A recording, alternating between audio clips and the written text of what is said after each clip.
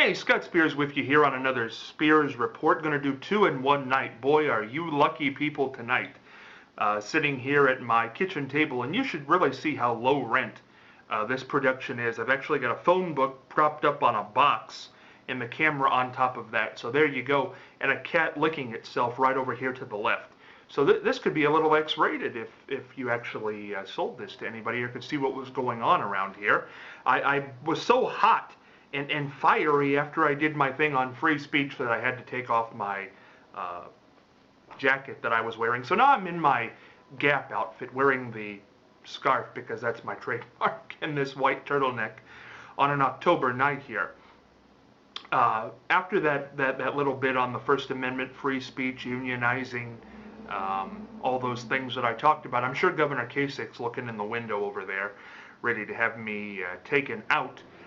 And that wasn't even a thing against Governor Kasich. That's just the freedom to assemble peaceably, which we are all entitled, and that's all that was. And I'm not going to talk any more about that because I did that in the last one. What I want to talk about here is about the whole act of doing that last one. Some people will say, oh, you shouldn't do that. You shouldn't give an opinion like that. You shouldn't be feisty or loud or obnoxious. You know what? I'm just being myself. And that's all I really want to say in this blog. The best advice ever given to anybody in the world is be yourself. And I always say the thing that people want most in the world is to be heard. They don't want to be told they're wrong. They don't even necessarily want to be told they're right, although it's nice at some point.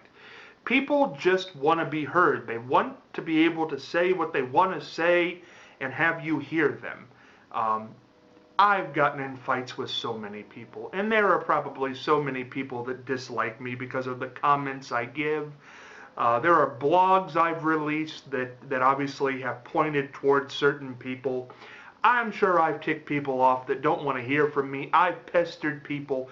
I remember one time, the great story is I said, I am really a pain in the neck. I mean, I really, gosh, I've forgotten the word, and I've used it so many times.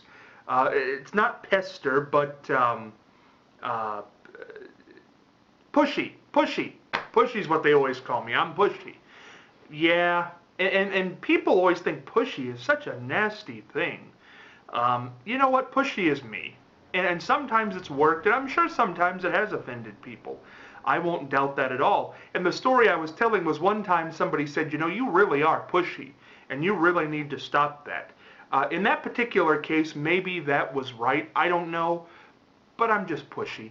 And there are times when I've been pushy that it's worked okay. To get the Helen Thomas interview, which was probably the biggest thing I've ever done, she said the reason she did the interview with me when I asked her later was because I was persistent. So it's all semantics. I guess pushy's a dirty word, persistent's a good word. So persistent, pushy, whatever, it's me. That's why I'm that way. And if I offer my opinion too much, that's me too.